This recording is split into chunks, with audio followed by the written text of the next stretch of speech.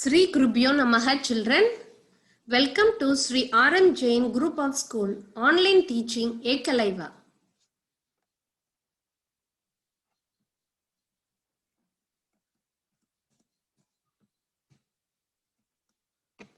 Today for 8th standard, we are going to learn a topic from geography. Children, we have already covered the topic land, soil and water resources. We have learned what are land resources, soil resources, and today let us go to the next unit. Let us have a quick recap. So in the previous session, we were learning about the soil, the different types of soil, that is the alluvial soil, red soil, mountain soil, desert soil.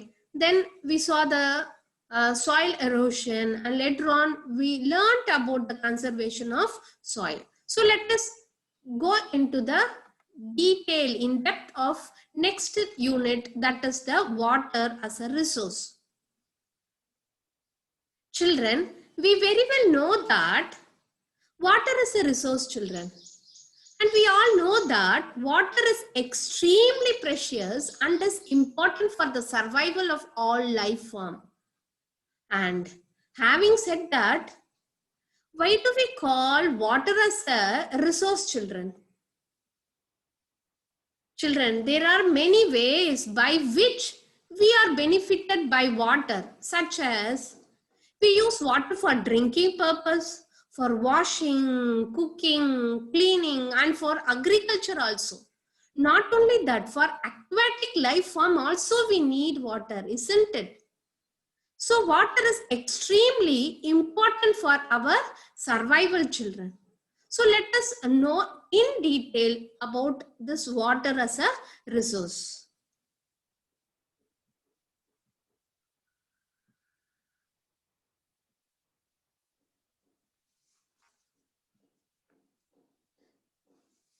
Hydrosphere is the name given to the total amount of water on the planet, children. Because of the water only, our planet is called as blue planet. So water is a vital, renewable natural resources.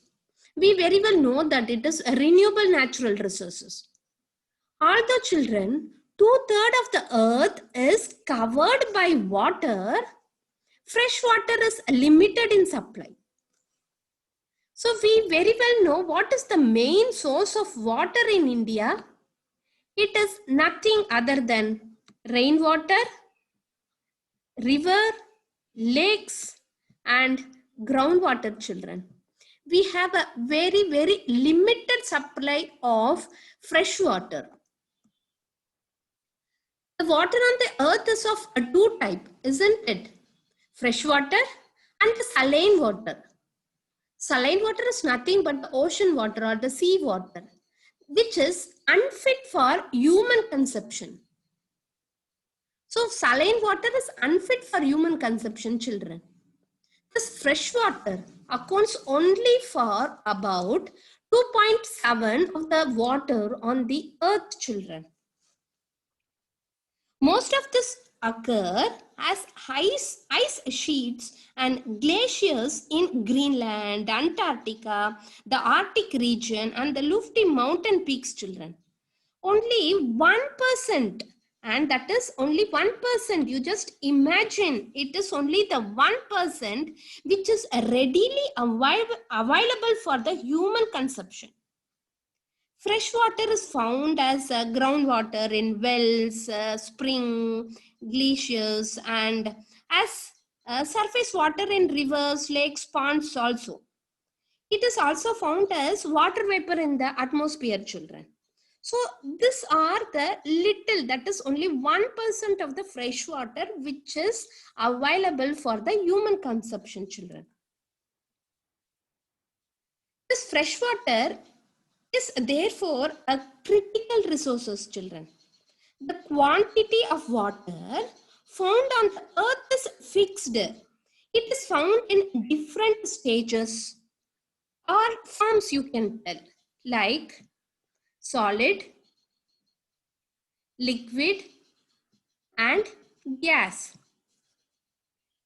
So it is found in 3 stages in the earth, children, that is solid, liquid and gas, because it is in the constant motion, changing from vapor to water, from water to ice and back again to water.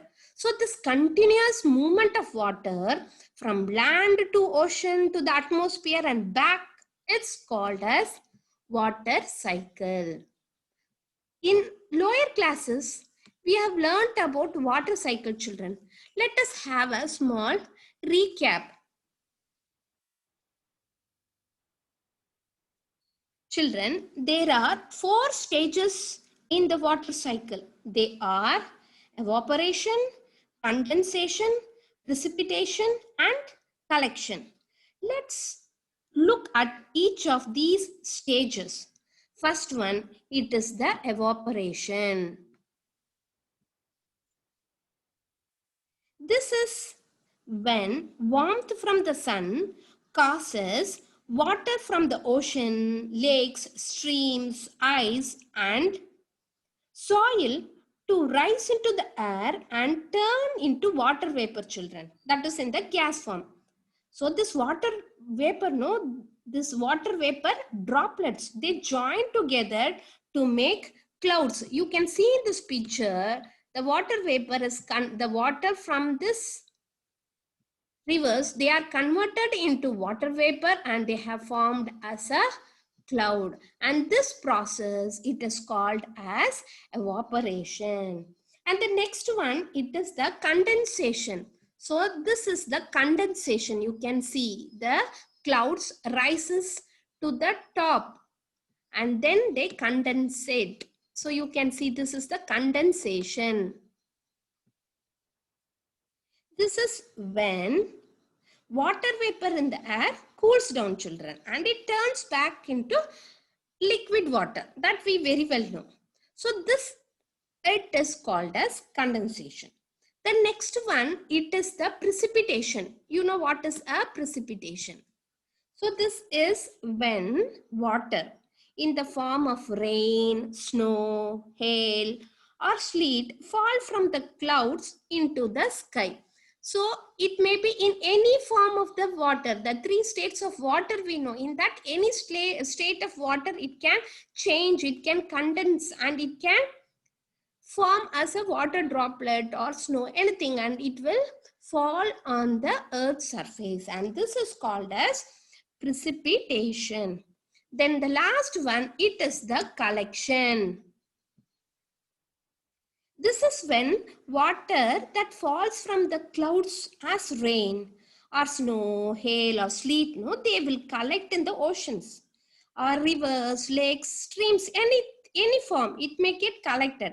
And mostly it will get infiltrated, that is soaked into the ground, children, and will be collected as groundwater, that is underground water. So like that again, due to the sun's heat, again it will change into water vapor. So like that it will be keep on changing the water cycle. So this water cycle is powered, children, by the sun's energy and by the gravity. If there is no gravity, there will not have the water cycle, children.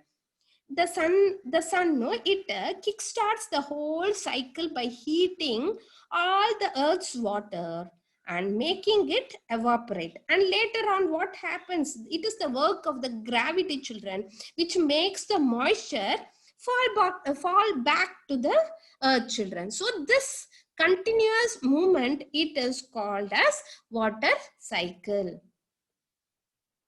So let us go to the next thing. So the next one, it is the water resource of India. We very well know, children, that India has abundant water resources. Yet, large part of the country, children, suffer from severe water scarcity like our Tamil Nadu. So this is because water resources are unevenly distributed in India. So when you take in North India, they will be having a perennial river. But when we come to the Deccan plateaus or the peninsular plateaus, we have only the seasonal river, and we really suffer a lot, isn't it? So let us see that in detail, children. Our India has several mighty rivers. So some of the rivers like Ganga, Brahmaputra, Godavari, Krishna, Kaveri, like that we have many mighty rivers, children. In that we can divide into two, that is perennial and seasonal river. The rivers that flow from the Himalayas, like the Ganga and its tributary, the Indus and its tributaries, the Brahmaputra, all these are snow-fed rivers, and therefore they are perennial, children. Or perennial means nothing but they flow throughout the year. So they are called as perennial river. These rivers experience flood when they're that is in the summer season. So these rivers experience flood during the summer month, children. The reason is the snow starts melting in the mountain, so it will start flooding. But children, what happens? The rivers of the Deccan or the south, like Godavari, Kaveri, Krishna, all these are seasonal river, children. They depend only on the monsoon for their water. So they flood only during the monsoon season. When there is a rainfall only, they will flood. And hardly they will have any water. That is very, very little water during the hot summer months, children. So this is the two types of rivers, that is the perennial river and seasonal river. So there is so much uneven distribution of river in India, children. So we have a solution for this. So let us see what it is. To control the annual summer flood of the northern rivers and to put its water to better use, the government, they have constructed many multi-purpose projects. By whom? By our Indian government. So they are called as dams. So these dams were built on the river, children. So what is the use of the dam? What does it serve? So this dam, they are multi-purpose. The reason is, first one, they control the flood. Second one, they provide water for irrigation. Then they generate electricity, that is hydroelectricity is generated because of the dam. And then they provide drinking water and recreations. So all these are the uses of the dam. So only we call them as multi-purpose dams. And some of the major multi-purpose project in India are some of them like Bakranangal project, the Damodar Valley project, Hirakud and Nagarjuna Sagar, and many others. Okay, so Indian agriculture, in India, the agriculture is increasingly depending on the irrigation or artificial method of supplying water to the crop. The reason is during the summer season, we may not have water. So this project, that is this dam, from the dam we will be getting water for our irrigation. And mostly the main source of irrigation in India are the irrigational canals, well, tank and tube well, children. So like this, the water, we are going to use it. But one problem is there, that is the water scarcity.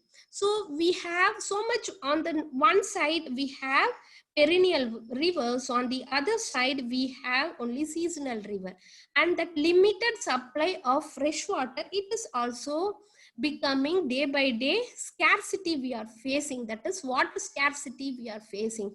And this is one of the major challenge in our world, not only in India but also in the world. So let us discuss what is the cause for the water scarcity in the world.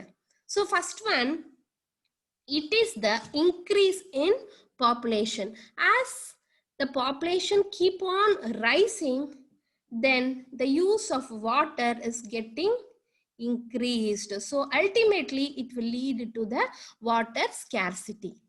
So when the population is increasing, then there will be a demand for the water. Ultimately, what will happen? There will be a water pollution.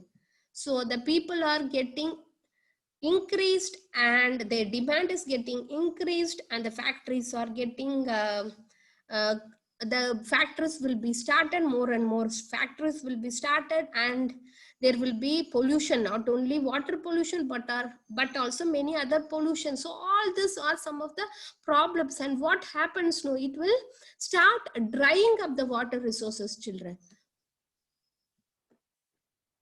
Then, as we know, the failure of the monsoon, every year, everywhere, we face this serious issue, that is the failure of the monsoon. And what amount of water, of fresh water we are having, we are over exploiting that water, and that leads to the water pollution.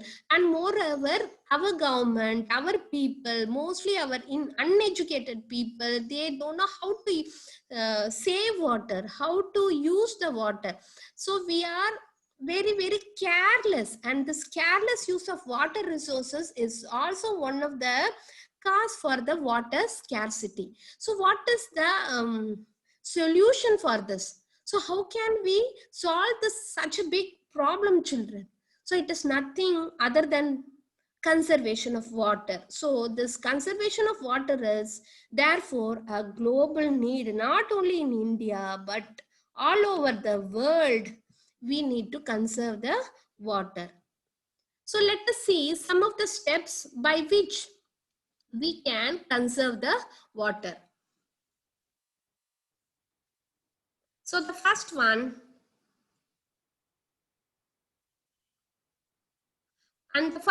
it is the water pollution. So water pollution can be controlled by taking necessary steps like treating the effluent that is discharged into the water, that all the left out water, all the chemical water that is coming out of the industries should be treated before letting them into the river or any stream. Next one is scientific and controlled irrigation, because our India is basically agricultural country. Most of the people in India, we follow the occupation of agriculture, so we should not waste it. So scientific and controlled method of irrigation should be used to prevent the wastage of water, such as drip irrigation, sprinklers. All these are some of the scientific method by which we can save water. The next one, it is the rainwater harvesting.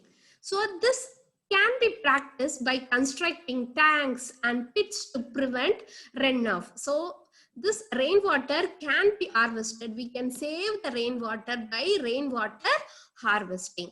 And the next method to conserve water, it is the mulching and the plugging gullies. So this also help us to conserve water. And the next one, it is the construction of dams. We have very well saw our government are initiating and they are building many multi-purpose dams so that we can store water for the domestic purpose as well as the agricultural purposes. So they are providing us water. We are saving the rainwater and we are using in our future time. So the next one, it is the afforestation. So planting trees, it will reduce the runoff and replenish underground water. So these are some of the methods by which we can conserve the water. So we have come to the end of the module, children. So in today's topic, we have learned about water and water cycle, water resources of India, conservation of water resources. So that's all for today, children. Thank you.